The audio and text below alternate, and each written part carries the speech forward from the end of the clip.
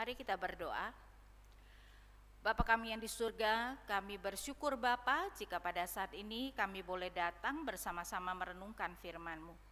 Kami berdoa kiranya Engkau yang boleh berbicara kepada setiap kami, supaya kami boleh mengerti betapa pentingnya kami selalu meminta tuntunan Tuhan di dalam hidup kami.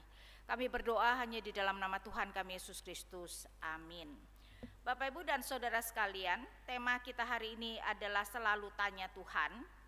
Dan kita akan melihat di dalam 2 Samuel 5 ayat 17 sampai 25. Ya, jadi mari kita melihat 2 Samuel 5 ayat 17 sampai 25.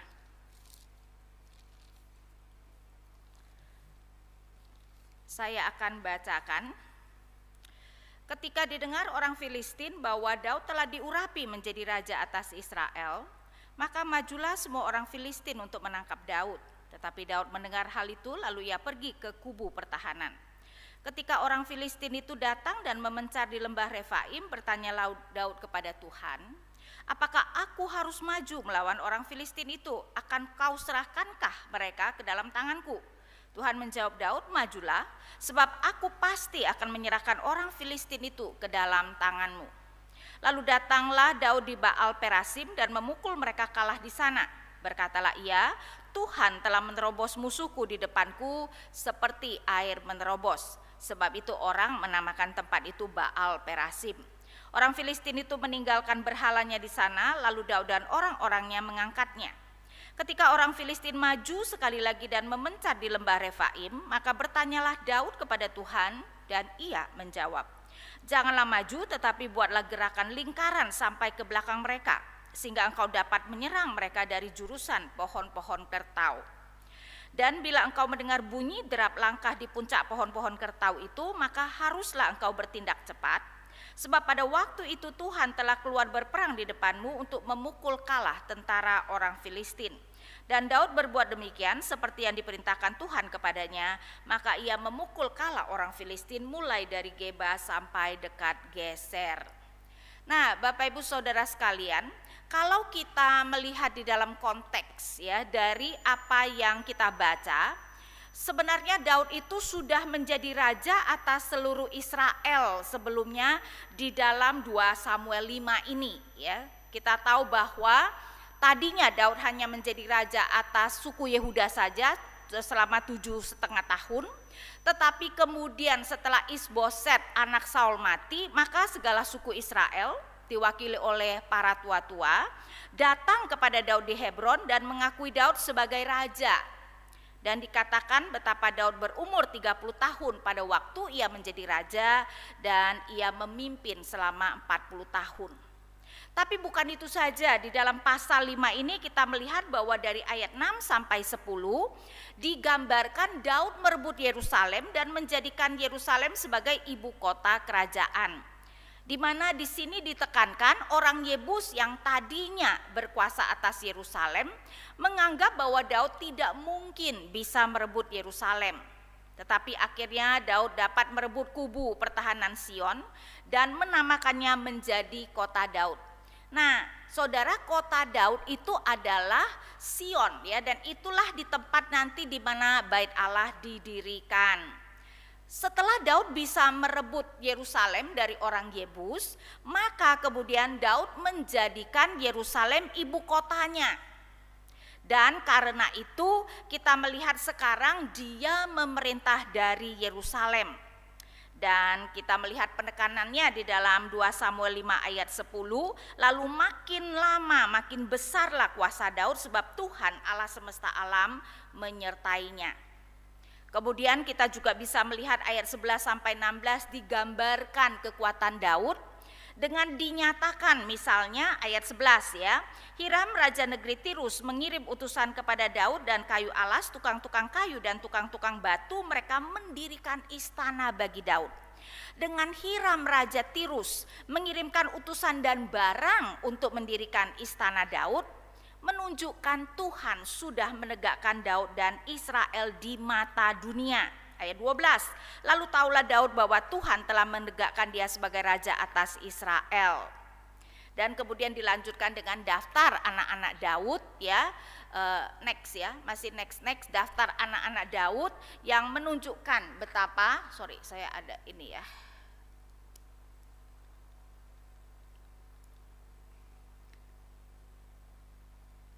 Tidak nyala ini, rupanya baterainya habis kayaknya. Ya, jadi di sini kita melihat bahwa bisa tolong slide-nya di next-kan beberapa. Ya, iya. Sekarang kita masuk di sini ya. Jadi kita melihat sekarang kita masuk ke dalam 2 Samuel 5 ayat yang akan kita bahas ya, di mana kita melihat bahwa pertama-tama musuh menyerang.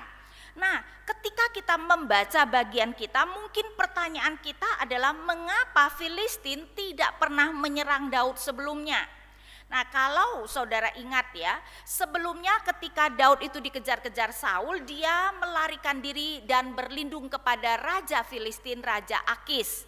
Itu bisa kita baca di dalam 1 Samuel 27. Dan sampai 1 Samuel 29 digambarkan bahwa Daud itu tinggal di Ziklag, kota yang diminta dari Raja Akis selama 16 bulan. Dan karena itu Raja Akis mungkin menganggap Daud sebagai bawahannya. Dan memang selama itu juga Daud sebenarnya menipu Raja Akis, di mana ketika dia pergi membunuh musuh-musuhnya, berperang dengan musuh-musuhnya, Daud selalu mengatakan kepada Raja Akis bahwa dia berperang melawan orang Israel. Karena itu kelihatannya ketika Daud menjadi raja atas Yehuda saja, kayaknya raja-raja Filistin tetap menganggap Daud itu adalah bawahannya, dan karena itu tidak menganggap Daud sebagai musuh. Tetapi sekarang setelah Daud menjadi raja atas Israel, maka kita bisa melihat bahwa orang Filistin terutama Raja Akis kemudian sadar bahwa ia sudah ditipu Daud. Ya, dan karena itu kenapa kita melihat sekarang Filistin menyerang. Nah, saudara-saudara, Filistin adalah musuh Israel yang terkuat sejak zaman Saul. Bahkan kalau kita baca di dalam akhir kitab 1 Samuel ya, 1 Samuel 31, maka Saul dengan Yonatan dengan anak-anaknya dan begitu banyak orang Israel mati di tangan orang Filistin. Jadi Filistin adalah musuh yang paling kuat bagi kerajaan Israel pada waktu itu. Sehingga kita bisa bayangkan mungkin Daud ada rasa gentarnya ya ketika kemudian diserang oleh orang Filistin. Nah, sekarang kita melihat bahwa Daud bertanya kepada Tuhan. Di ayat 19 bertanyalah Daud kepada Tuhan, apakah aku harus maju melawan orang Filistin itu, akan kau serahkankah mereka ke dalam tanganku? Nah, saudara-saudara, ini sebenarnya bukan pertama kali Daud bertanya kepada Tuhan. Daud mempunyai kebiasaan untuk bertanya kepada Tuhan. Sebelumnya coba kita lihat 1 Samuel 23, pada waktu itu Daud masih dikejar-kejar oleh Saul ya. Tetapi Daud itu memang mempunyai jiwa pahlawan ya. Walaupun dia dengan orang-orangnya itu dikejar oleh Saul ya, orang-orang Daud itu mungkin kira-kira 600 orang. Tapi ketika mendengar di dalam 1 Samuel 23 bahwa Kehila sedang dikepung oleh musuhnya, maka Daud bertanya, saya bacakan 1 Samuel 23 ayat 2. Lalu bertanyalah Daud kepada Tuhan, apakah aku akan pergi mengalahkan orang Filistin itu? Jawab Tuhan kepada Daud, pergilah, kalahkanlah orang Filistin itu dan selamatkanlah Kehila. Bayangkan, diri sendiri saja menjadi buronan. Tapi melihat Kehila diserang orang Filistin, jiwa kepahlawannya timbul, dia bertanya kepada Tuhan apakah dia akan maju. Nah, orang-orangnya protes. Ya, karena apa? Karena ayat 3, tetapi orang-orang Daud berkata kepadanya, ingatlah, sedangkan di sini di Yehuda kita sudah dalam ketakutan. Apalagi kalau kita pergi ke Kehila melawan barisan perang orang Filistin. Mereka di daerah Yehuda saja, Daud itu dari suku Yehuda, itu aja udah ketakutan dengan Saul. Apalagi ke Kehila yang ternyata bukan di Yehuda. Tapi walaupun diprotes oleh bawahannya, Daud kembali bertanya kepada Tuhan, ayat 4. Lalu bertanya pula lah Daud kepada Tuhan, maka Tuhan menjawab dia firman-Nya, bersiaplah, pergilah ke Hila, sebab aku akan menyerahkan orang Filistin itu ke dalam tanganmu. Dan saudara, karena Daud mendapat konfirmasi dari Tuhan, walaupun bawahannya protes, dia tetap maju. Karena apa? Tuhan menyuruh dia maju, dan tentu saja akhirnya bawahannya yang mendengarkan apa yang Daud kehendaki. Tapi itu berarti memang Daud mempunyai kebiasaan untuk bertanya kepada Tuhan. Nah, mungkin kita bertanya, gimana caranya Daud bertanya? Sepertinya Daud bertanya melalui Imam Abiatar, yang karena imam dapat bertanya kepada Tuhan melalui apa yang kita sebut Urim dan Tumim. Nah, kalau kita melihat di dalam 1 Samuel 23 ayat 6, ketika Abiatar bin Ahimelek melarikan diri kepada Daud ke Kehila, ia turun dengan membawa efod di tangannya. Untuk mengerti ini, kita harus mengerti bahwa di dalam pasal sebelumnya, 1 Samuel 22, Saul yang berpikir bahwa imam sudah berpihak pada Daud, membunuh para imam, ya, yang adalah keturunan Imam Eli. Digambarkan Saul itu menyuruh Doeg orang Edom memarangi 85 orang yang berbaju lenan, yaitu imam dengan para keluarganya. Tinggal Abiatar sendiri melarikan diri kepada Daud membawa efod. Nah, saudara-saudara, efod itu adalah bagian dari baju imam, dan di efod itu ada kantong yang berisi Urim dan Tumim yang bisa dipakai untuk bertanya kepada Tuhan. Nah, memang Alkitab tidak pernah menjelaskan dengan detail bagaimana memakai Urim dan Tumim, tetapi intinya melalui Urim dan Tumim mereka bisa bertanya kepada Tuhan, ya. Jadi Daud sekarang dengan mudah kemudian bisa bertanya kepada Tuhan. Karena itu kalau kita kembali kepada teks kita hari ini di dalam 2 Samuel 5, kita melihat bahwa 2 kali ya Filistin menyerang.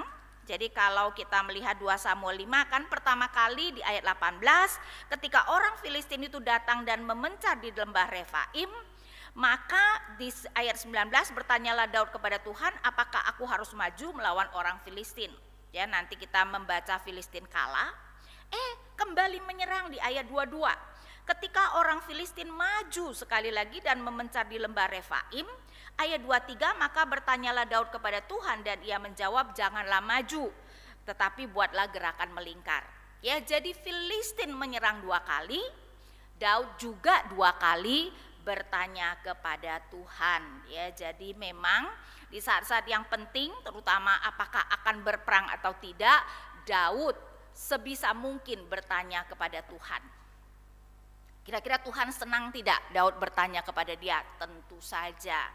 Karena itu kita menggambarkan bahwa Tuhan berperang bagi umatnya. Ingat ya, Filistin itu menyerang 2 kali. Nah, pertama kali di ayat 19 sekali lagi Tuhan berkata, majulah sebab aku pasti akan menyerahkan orang Filistin itu ke dalam tanganmu. Jadi pertama kali Tuhan menjawab, dia akan menyerahkan orang Filistin, dan betul kita melihat ayat 20, lalu datanglah Daud di Baal Perasim dan memukul mereka kalah di sana. Berkatalah ia, Tuhan telah menerobos musuhku di depanku seperti air menerobos. Artinya Daud percaya sekali dengan apa yang Tuhan katakan bahwa aku akan menyerahkan orang Filistin. Karena itu Daud mengkreditkan ya kemenangan mereka kepada Tuhan. Tuhan telah menerobos musuhku di depanku seperti air menerobos. Karena itu tempat itu disebut Baal Perasim ya. Perasim itu dari kata menerobos.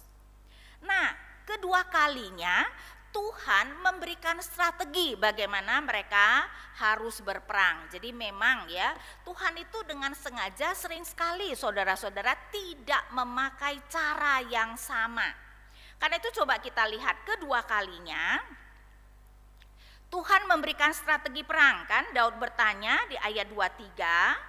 Maka bertanyalah Daud kepada Tuhan dan ia menjawab, janganlah maju tetapi buatlah gerakan lingkaran sampai ke belakang sehingga engkau dapat menyerang mereka dari jurusan pohon-pohon kertau. Jadi maksudnya jangan frontal tapi disuruh memutar supaya mereka bisa menyerang dari belakang. dan kemudian menunggu waktu Tuhan.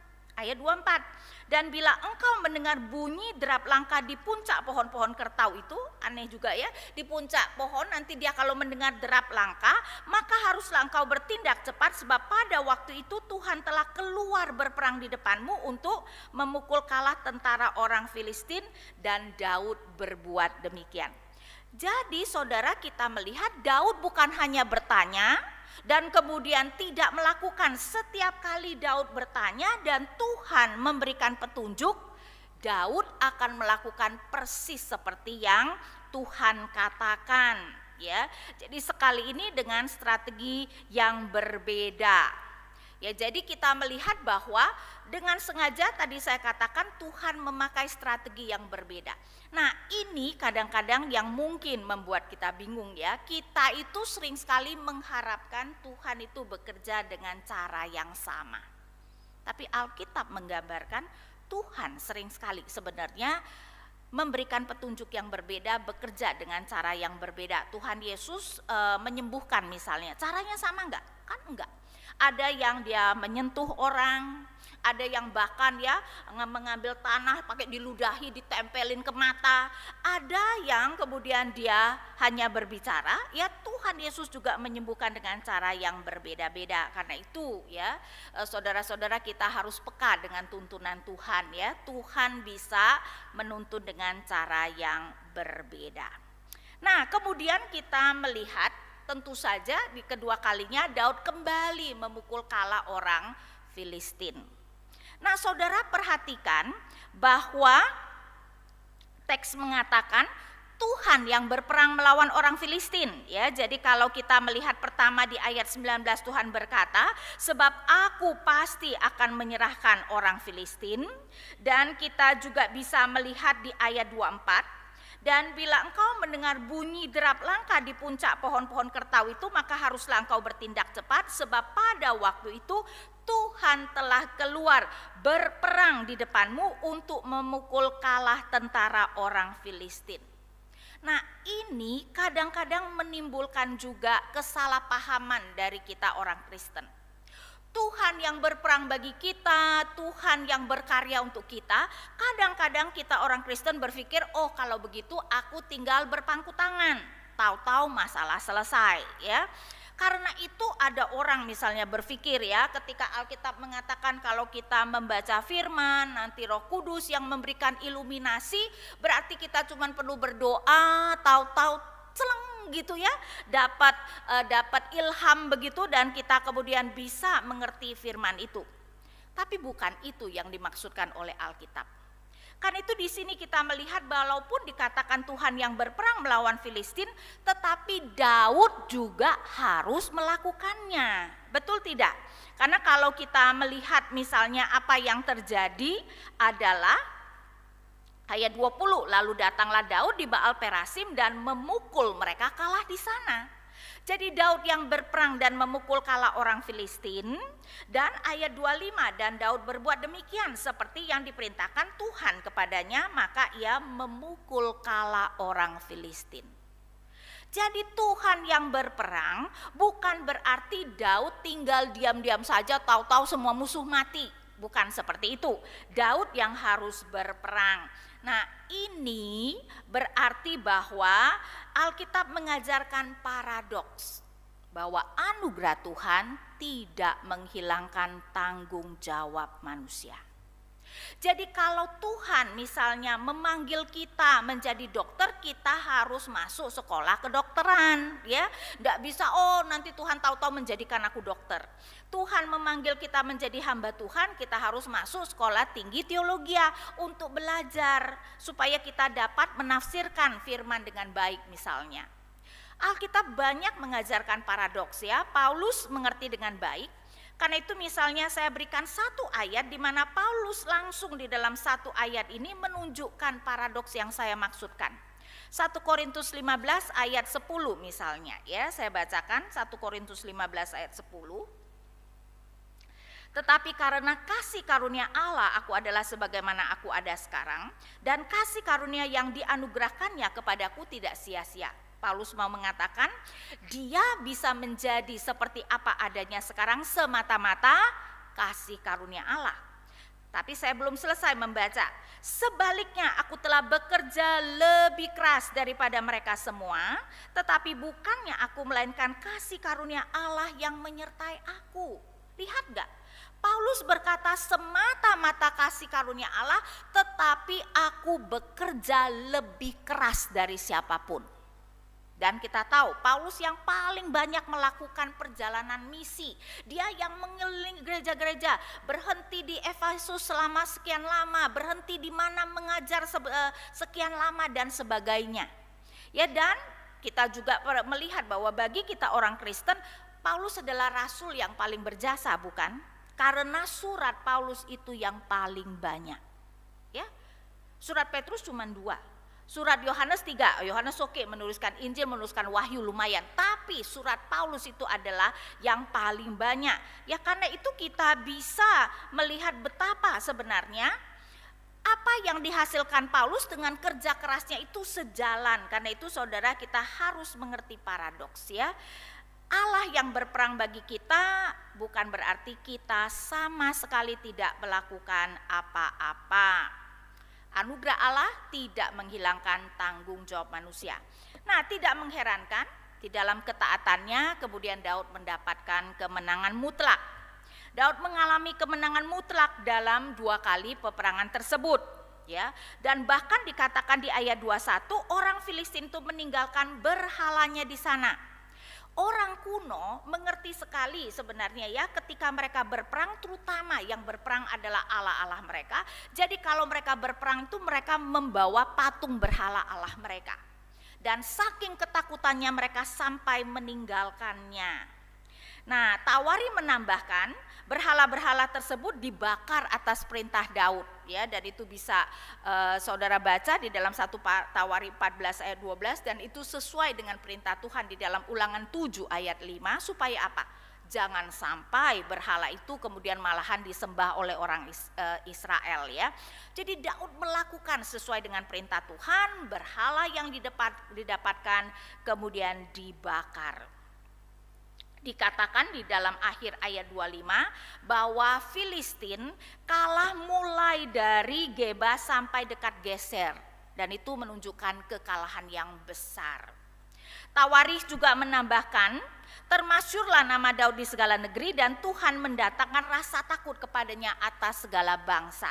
Ya, jadi dengan mengalahkan Filistin dan Filistin pada waktu itu kuat, bahkan saya mengatakan musuh utama Israel, maka bangsa-bangsa lain kemudian melihat betapa ya Tuhan sudah berperang bagi Israel dan karena itu kita melihat termasyurlah nama Daud. Nah, apa yang menjadi pelajaran bagi kita saudara-saudara ya? Tentu saja kita tidak seperti Daud yang akan berperang secara fisik. Tapi di sini saya mau supaya kita mengerti konsep yang sangat penting. Alkitab mengajarkan bahwa ada 2 dunia. Satu adalah dunia yang kasat mata yang kita lihat. Dan satu lagi adalah dunia roh yang tidak kelihatan. Dunia Allah dan dunia roh-roh jahat ya, maksudnya dunia roh. Nah, apa yang terjadi dalam dunia kita yang kelihatan sebenarnya adalah yang sekunder, bukan yang paling utama. Dan itu sudah tercermin di dalam perjanjian lama. Karena itu saya mengatakan bahwa di dalam perjanjian lama Alkitab menunjukkan ketika 2 bangsa yang berperang, yang terutama berperang bukan soal raja dan tentara-tentara mereka, tetapi yang terutama berperang adalah Allah-Allahnya. Jadi digambarkan Allah Israel misalnya berperang melawan Allah-Allah bangsa lain. Kan itu sebenarnya ya Alkitab menceritakan ketika Tuhan memberikan 10 tulah, terutama sebenarnya tulah tersebut bukan diberikan kepada Firaun dan orang-orang Mesir. Tapi tulah tersebut sebenarnya adalah hukuman Tuhan terhadap Allah-Allah Mesir. Saya bacakan misalnya Keluaran 12 ayat 12. Tuhan berkata, sebab pada malam ini aku akan menjalani tanah Mesir dan semua anak sulung dari anak manusia sampai anak binatang akan kubunuh dan kepada semua Allah di Mesir akan kujatuhkan hukuman, akulah Tuhan.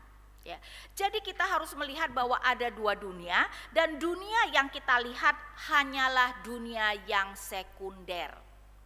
Karena itu yang paling penting adalah apa yang terjadi di dalam dunia roh, dan ini sejalan dengan apa yang Paulus katakan di dalam Efesus, bahwa perjuangan kita adalah melawan roh-roh jahat.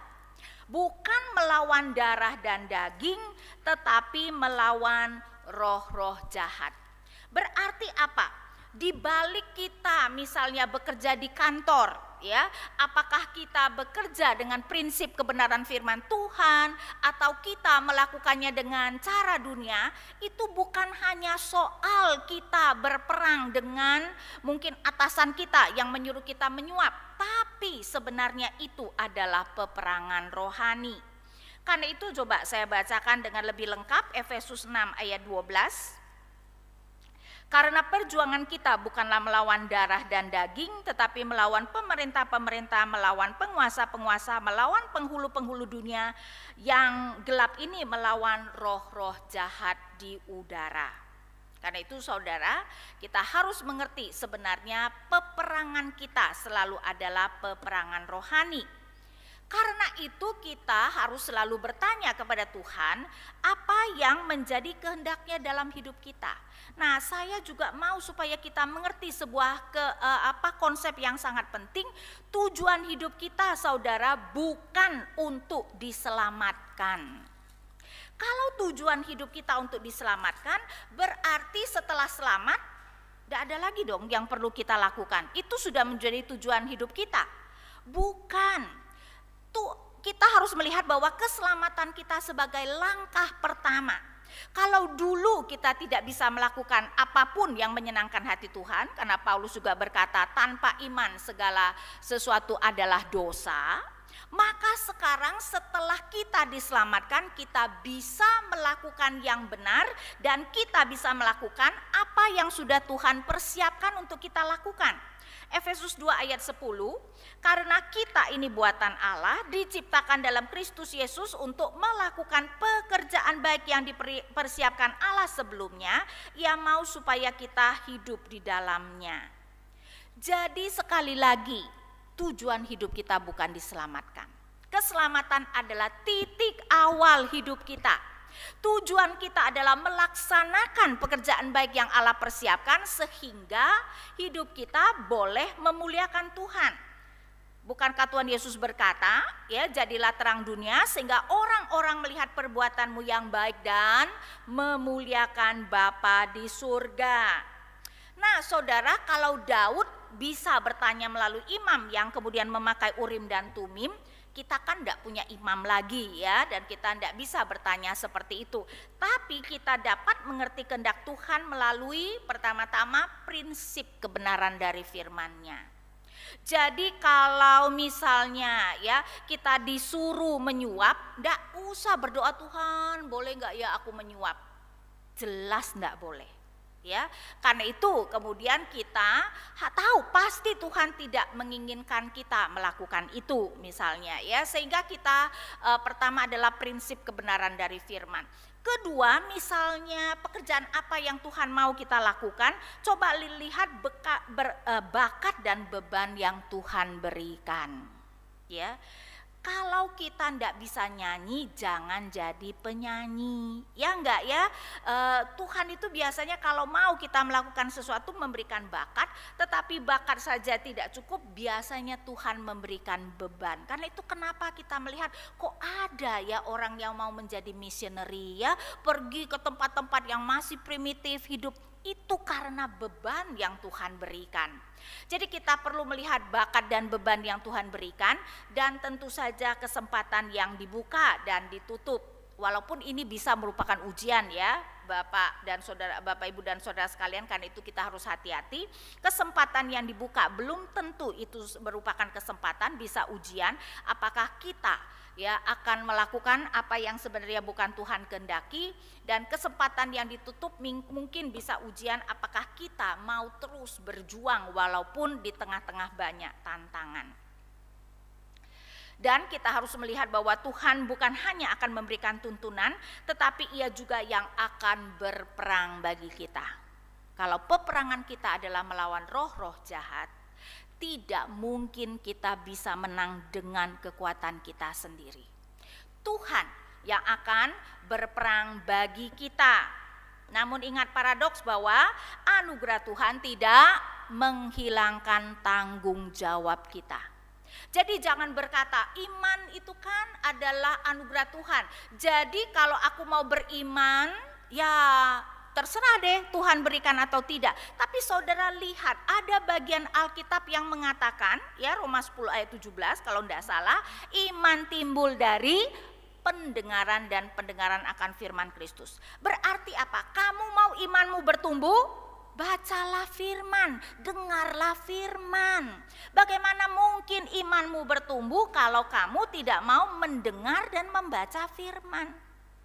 Jadi kita itu tidak bisa mengatakan Tuhan terserah deh Tuhan ya mau menumbuhkan imanku apa enggak. Itu kan semata-mata anugerah Tuhan, bukan seperti itu. Ya, ingat paradoks anugerah Tuhan tidak menghilangkan tanggung jawab kita. Dan ketika kita mengandalkan Tuhan, kita pasti saudara-saudara akan memenangkan pertandingan dalam kehidupan kita ini. Daud menang dengan gemilang karena Tuhan yang berperang bagi dia dan dia taat melakukan apa yang Tuhan perintahkan. Kalau Tuhan yang menuntun hidup kita, dan kalau kita mau taat, mendengarkan dan melakukan apa yang Tuhan kehendaki kita lakukan, kita pasti akan menang. Mari berdoa. Bapa kami di surga, kiranya apa yang dilakukan Daud boleh menjadi teladan bagi kami. Selalu bertanya kepada Engkau, apa yang Tuhan mau kami lakukan. Karena Paulus sendiri berkata bahwa pertandingan kami, pertarungan kami bukan melawan darah dan daging, tetapi melawan roh-roh jahat di angkasa. Karena itu Tuhan, kiranya Engkau memberikan kami hikmat untuk mengerti betapa pentingnya kami selalu bertanya, meminta tuntunan Tuhan dan mentaati apa yang kami pikir sebagai arahan-Mu. Dan kiranya Engkau yang memberikan kami komitmen, berikan kami kekuatan, berikan kami keberanian untuk boleh menjalankan apa yang Tuhan mau kami kerjakan. Supaya pada akhirnya kami boleh melakukan pekerjaan-pekerjaan baik yang sudah Engkau persiapkan sebelumnya dan memuliakan Engkau. Dan kami berdoa hanya di dalam nama Tuhan kami Yesus Kristus. Amin.